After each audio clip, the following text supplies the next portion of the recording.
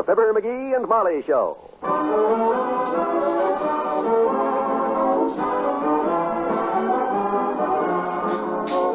NBC and Tums present Fibber Mcgee and Molly, transcribed. The show is written by Bill Leslie and Phil Stench and directed by Max Hutto.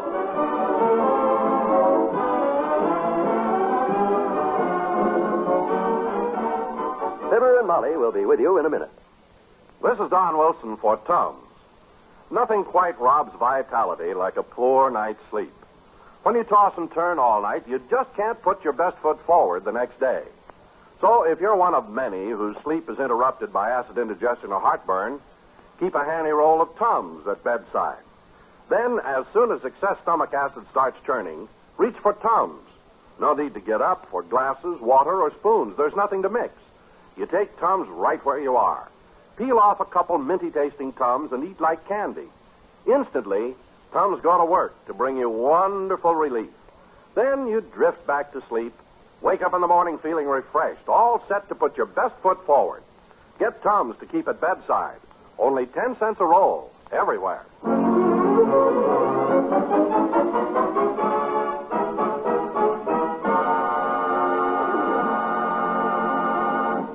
We take you now to the regular meeting of a very exclusive breakfast club, the membership of which is composed of Fibber Mcgee and Molly.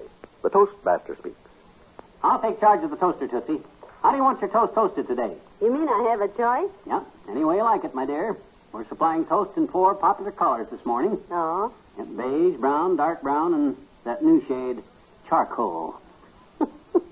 Just make mine a light brown, medium rare. 1 slice of toast, medium rare. Coming up. And while that's toasting, let's have a look at the morning paper and see what goes with Citizen X. Oh, there's a whole column about the contest on page 1 there. Yeah? Nobody's identified Citizen X yet, and it's just got the whole town jumping. Well, I'd have nailed him yesterday and collected $400 if I'd listened to myself instead of them other dunces. When I think how I let a bunch of knotheads like gambling Mort Toops talk me out of... Oh, let's not go over that again, sweetheart. Read the column there. Now, let me see. Citizen X contest sweeping Wistful Vista. Many amusing happenings reported. Yes, go on. Says here, P.J. Swack, who describes himself as an unemployed buggy whoop tassler, was removed from the City Hall flagpole last midnight and booked by police on a drunk charge. When asked what he was doing at the top of the flagpole, Swack said, looking for Citizen X. My gosh, imagine that. Everything is Citizen X these days. Did you see the next item there? Let me see. Mr. and Mrs. Calvin Coolidge Jones made the news today by naming their first child, a boy, Citizen X Jones. Isn't that a shame, that poor child? Yeah.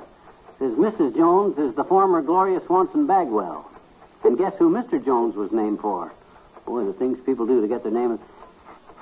Hey, something's burning. Oh, it's the toaster. The toast, it's stuck in there. Pull the cord out quick. Disconnect it. I'll do it. Give me a fork. I'll get the toast out.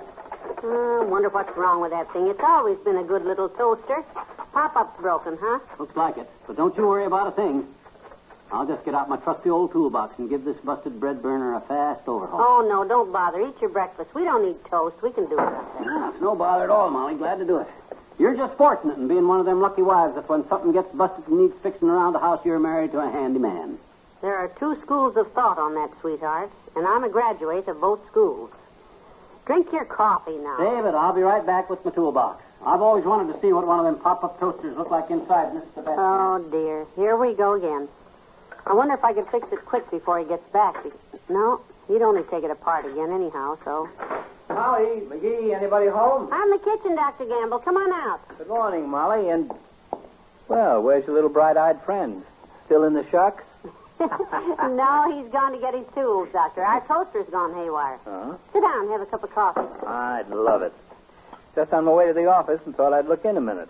I don't have an appointment until... I'll have that toaster fixed, kiddo, before you can say, oh, hi, Docky. I didn't hear you come in. I tiptoed, Sonny. Thought you were sleeping. What are you doing up at 9 o'clock in the morning? Somebody set your bed afire? Sugar, Doctor? 2 lumps, please. Let me give them to him, Molly. I got a 2-handed monkey wrench here that makes wonderful lumps, and... Well, never mind. I got to fix the toaster. What's the matter with it? Won't heat? No, it heats all right, but it don't pop up.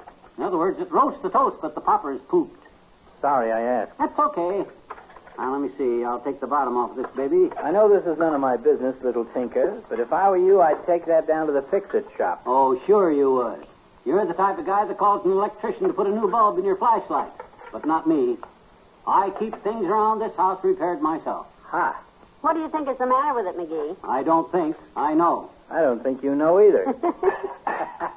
Don't needle nose. This takes a steady hand and a delicate touch. Hand me that Stilson wrench, Molly. Thanks. Just as I thought. What is it? Something's wrong with the pop-up. Sheer genius. I think it's the spring.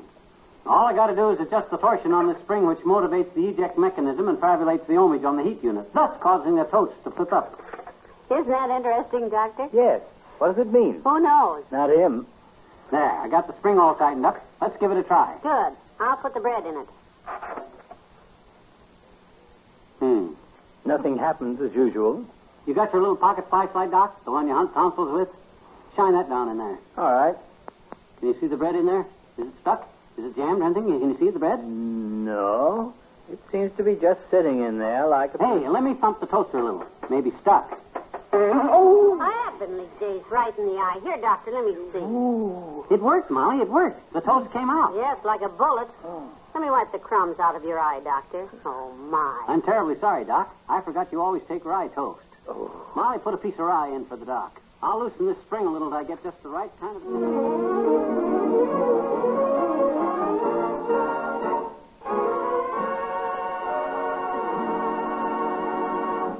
There's more fun with the McGees shortly. I'd like to take about 1 minute right now to speak to all you young men between 17 and 18 and a half years of age. I'd like to talk to you fellows about some of the tremendous advantages and opportunities that are awaiting you in the National Guard, and especially to you young men with military obligations. Now, here are some of the opportunities I'm speaking about. First of all, there's that extra income that you'll always find you can use. In the National Guard, you'll have the opportunity of learning new skills. Then there's also the chance to qualify for a commission and to take courses in pilot training. Besides all this, there are retirement benefits in the National Guard. You can start fulfilling your military obligation and start your training while living at home and continuing your work or school. Full details on the training program and enlistment requirements can be obtained at your local National Guard armory. Look into the National Guard enlistment program. It may be the opportunity that you've been looking for.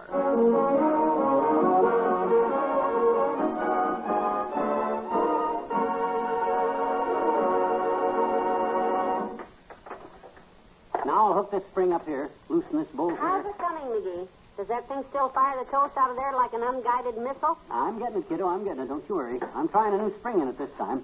Let me slip a piece of toast in it. Lay the toaster on its side. Watch out, don't point that thing at me, McGee. Where'd the toast go? Where'd the toast go? You see it? Into the dining room behind the buffet. You see? I'm getting her toned down. Last time I fired this baby, the toast went clean into the living room. Knocked 3 ornaments off the tree. This new spring is a little better, but still too strong. Where did you get the new spring? Off the back screen door. It's about time we were taking that screen door down anyhow. Snow keeps piling up against it. Well, I wouldn't be hasty. You didn't put that screen door up till Labor Day, you know. I'll just take that spring out and give this one here a try. This one's lighter. I got it off the clip that holds the bag on the vacuum cleaner. That ought to work it all right. Doctor boy! Hello there, kid. Hello, Mr. Oldtimer. Just set them on the sink. Hi, old-timer.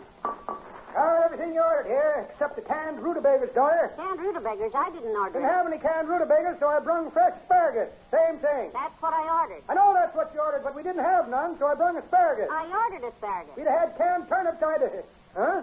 You didn't order rutabagas and she didn't order turnips. She ordered fresh asparagus. Well, what are you hollering about, Johnny? That's what I brung her. Fresh asparagus. Well, you said... Here it is, right here on top of the box. See it? Fresh asparagus. Oh, okay. Never mind. That's what makes my job so tough, daughter. People are always complaining. Like I was saying to Miss Bradley this morning. Miss Bradley, I says, we was out of canned rutabagas, so I... What you busting, Johnny? The toaster? No, he's fixing it, Mr. Oldtimer. Yeah, that spring was just a little too light, Molly. I'll try this one here, out of the alarm clock. It ought to be about... Well, I'd like to stick around and watch the fun, kids, but I got work to do. Want to get these groceries delivered so I can go home and take a nap. You look a little tired. Oh, I stayed up too late last night, daughter. Been a very boring evening with TV. Television? Nope. Cassie Vanderhoop, an old girlfriend. Very dull character. So long, kid. Bye. He's a very dull character himself. Oh, I think he's very likable, McGee. He sort of grows on you. Yeah, like warts. Well, now let's see how this toaster works, Tootsie. I think I got it this time. Good. Not only trying a weaker spring this time, but I made a few other changes to the mechanism here that... nothing happened. Oh, dear. That's a dead red thing anyhow. What's the matter with Why it? don't you skip it? You spent all afternoon on that thing. I'll take it down to the hardware store and they'll fix it. No, sir. This thing has got up my backup now, Molly. When I say I'm going to fix something, I fix something. I'll take this baby apart piece by piece till I find out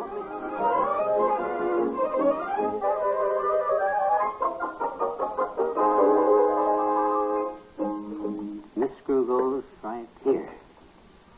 There, that does it. Hey, Molly. Yes, dearie. Dinner's almost I ready. fixed it, kiddo. I got this baby fixed at last. I got just the right spring in it, too. And here, hand me a slice of bread. All right, but I hope That's you... it. That's the girl. There. Now watch this. I'd feel safer if I had my catcher's mask. Don't you worry, Tootsie. You just watch this. There'll be no more toast sticking in this thing and getting burned because it don't pop up when it's supposed to. You'll see. Gee, for goodness sakes, it worked. Certainly it worked. And it popped the bread up just the right distance, too. Works like new. Certainly does. I'm proud of you. No more burnt toast, huh? I guarantee it. There's just one thing, though. What's that? Well, the heating unit don't make toast. What? Must have shorted itself out some way when I dropped the butter knife into it a while ago. Oh, fine. But don't you worry. It's first thing tomorrow morning. I'll get to work on the toasting part of it. Because I got the popper popping up swell. And when I get the toaster to toast and toast as good as the pop-up pops up with it, this baby will be as good as...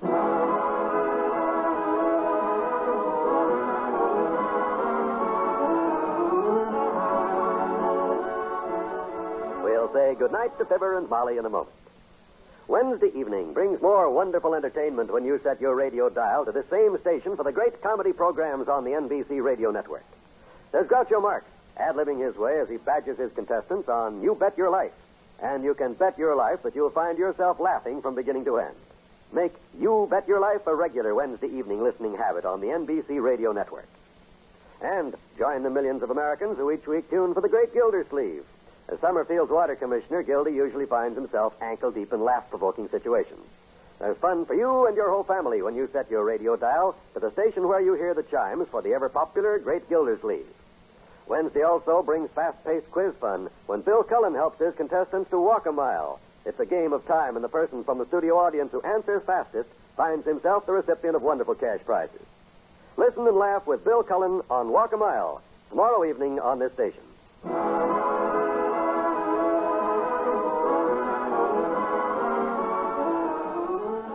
Did you see what the Gazette said tonight about Citizen X? No, what'd it say? It says, read tomorrow's paper for further clues.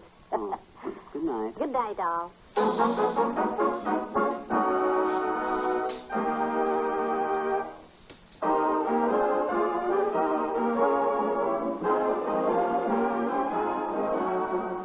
NBC and Tums have brought you the Fibber Mcgee and Molly program, transcribed with Bill Thompson as the old-timer and Arthur Q. Bryan as Dr. Gambler. This is John Wald inviting you to be with us again tomorrow night for another visit with Fibber Mcgee and Molly.